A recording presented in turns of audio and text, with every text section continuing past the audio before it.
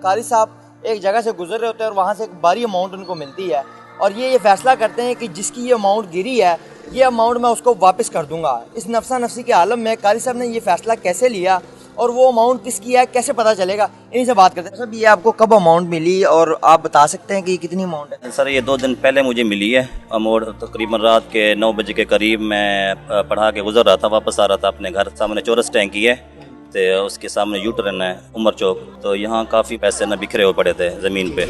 तो बस अचानक मेरी नज़र पड़ी, फिर मैं रुक गया। तो फिर मैंने उसको मतलब इकट्ठे किए पैसे, फिर मैंने सुबह सर से बात की है तो इस तरह का मामला है। तो इसने आपको कहा नहीं कि यार इसको जेब में डाल लो, यूज़ कर लो, बात खत्म? नहीं सर भी माशाल्लाह अप्रिशिएट किया है कि ये बहुत अच्छी बात है, हम आपके साथ हैं, तो जिस तरह कहेंगे वैसे माशाल्लाह करेंगे। किस तरह ये अमाउंट वापस करेंगे, ये जिसकी होगी कैसे पता चलेगा? जी सर इसलिए हम कोशिश कर रहे हैं कि सोशल मीडिया के ज़रिए ताकि वो आदमी वहाँ तक हमारी बात पहुँच जाए, तो आपकी तवज्जो से। तो वो जिसके पैसे साहब का कहना है कि ये जिसके भी पैसे हैं नंबर स्क्रीन पर चल रहा है, इनसे रब्ता कर सकता है। ये अमाउंट उसको ही मिलेगी जो इसकी निशानदी करेगा, यानी कि ये कितने पैसे हैं, कौन कौन से नोट हैं और वो कब गिरे हैं, वो जब सारी चीज़ें बताएगा तो ये अमाउंट उसको ही मिलेगी।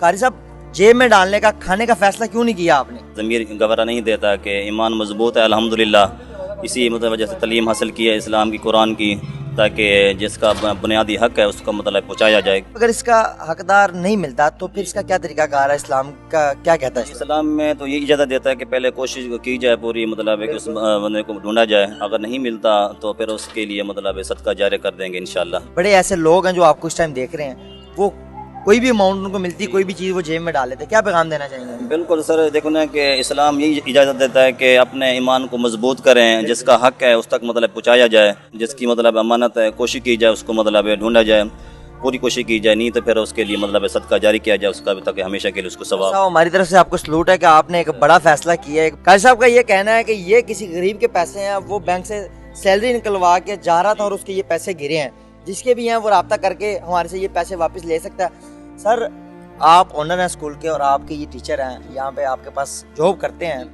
कैसे महसूस हुआ जब आपको पता चला कि एक ईमानदार टीचर आपके पास है, कि पैसे मिले और उन्होंने आपको बताया कि मैं ये वापस करना चाहता हूं? सर ऐसे टीचर हमारे लिए फ़ख्र है, हमारे स्कूल के लिए फ़ख्र है, हमारे बच्चों के लिए फ़ख्र है, हम इनको अप्रिशिएट करते हैं। सर आप प्रिंसिपल हैं, आपने कहा नहीं टीचर साहब को कि आप ये पैसे रख लें, खा लें, क्या करना है किसी को दे के? देखें हर बंदा कमेंट करेगा ये मेरे हैं, ये मेरे हैं। हमने सबसे पहले तो खुशी का इजहार किया कि जो उन्होंने हमसे बात शेयर की और उन्होंने ये कहा कि मुझे कोई मदद की जाए कि मैं इसका जो पैसों का हकदार है उस तक पहुंचाया जाए। तो माशाल्लाह आप दोस्त हमारे साथ अटैच थे, तो हमने आपको सबसे पहले याद किया कि सर आप आएँ तो हमारे साथ कारी साहब की मदद करें ताकि हम इसका सही हकदार हैं। और हमें बहुत खुशी है तब से ही कि हमारे मुआशरे में ऐसे उस्ताद मौजूद हैं जो हमारे लिए एग्जाम्पल सेट कर रहे हैं। नाज़रीन फ्रंट लाइन स्कूल उसके बाहर मौजूद है। कारी साहब की गुफ्तगू आपने सुनी, जो ऑनर्स हैं उनकी गुफ्तगू सुनी, आपने प्रिंसिपल साहब की गुफ्तगू सुनी। स्क्रीन पर इनके नंबर चल रहे हैं, इनसे रब्ता कर सकते हैं, या फिर आप गूगल पर फ्रंट लाइन स्कूल की लोकेशन सर्च करेंगे तो आप यहाँ पर पहुँचे और अपने पैसों की निशानदेही करें।